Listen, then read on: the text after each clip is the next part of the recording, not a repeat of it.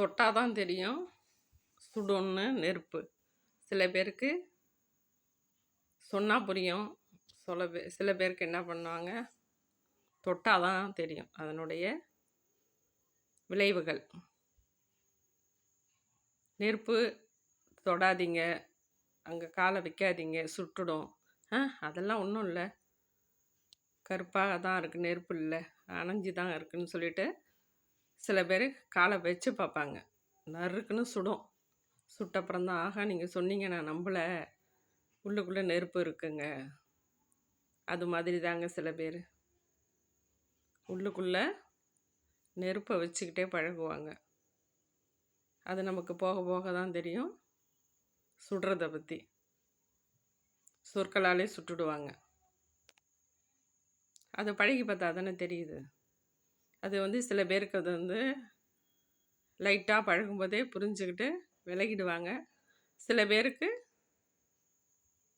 தொட்டப்புறம் சுட்டுடுது பார்த்தீங்களா, அது மாதிரி அவங்க சொற்களால் சுட்ட அப்புறம் தான், ஆகா இவங்க பயங்கரமானவங்க, கொஞ்சம் தள்ளியே இருக்கணும், ஆகா இவ்வளோ தூரம் பழகிட்டு இப்படி சொற்களால் சுட்டுட்டாங்களேன்னு மன வலி தாங்காது. ஏன்னா பாசத்தை வச்சுட்டாங்க, பழகிட்டாங்களா, அதால் அவங்களால அதை தாங்கிக்க முடியாது. அதனால் அது நம்ம புரிஞ்சிக்க முடியாது.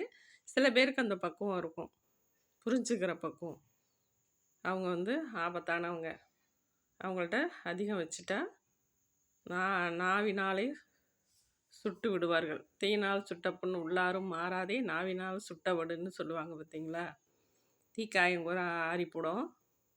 நாக்கால் சுடுற வார்த்தைங்கிற புண்ணு ஆறவே ஆறாதுங்க. அந்த மாதிரி சில பேர் சொற்களாலே சுருக்கு சுருக்கு சுருக்குன்னு சுட்டு எடுத்துருவாங்க. அது நமக்கு அந்த மாதிரி உள்ளவங்கள்ட்ட சற்று விலகியே இருக்கணும். வார்த்தைகளால் அதிகம் நம்ம அவங்கள்ட்ட பேசக்கூடாது. அது எப்படி புரிஞ்சுக்கிறதுன்னு கேட்டிங்கன்னா, அவங்க எதுக்கு எடுத்தாலும் பட்டு பட்டுன்னு பதிலடி கொடுத்துட்டே இருப்பாங்க. அந்த மாதிரி உள்ளவங்கள்ட்டெல்லாம் நம்ம கேள்வியும் கேட்கக்கூடாது, நம்ம பதிலும் சொல்லக்கூடாது, அமைதியாக போயிடணும்.